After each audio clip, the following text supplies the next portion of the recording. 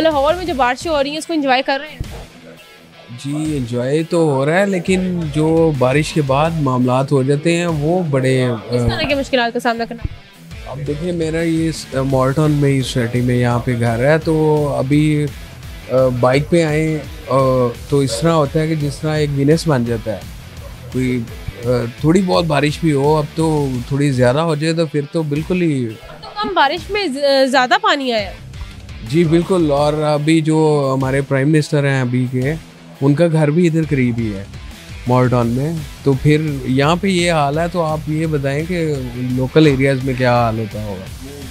तो बारिश के बाद बस यही है कि क्योंकि पता है बाहर की कंट्रीज़ में जब मौसम प्यारा होता है तो लोग इसको एंजॉय करते हैं, बारिश को एंजॉय करते हैं, खिड़कियाँ खोल लेते हैं, चाय पीते हैं। जबकि पाकिस्तान में लाइट भी चली जाती है और कपड़े भी तारने वाले होते हैं, खिड़कियाँ बंद कर देते हैं।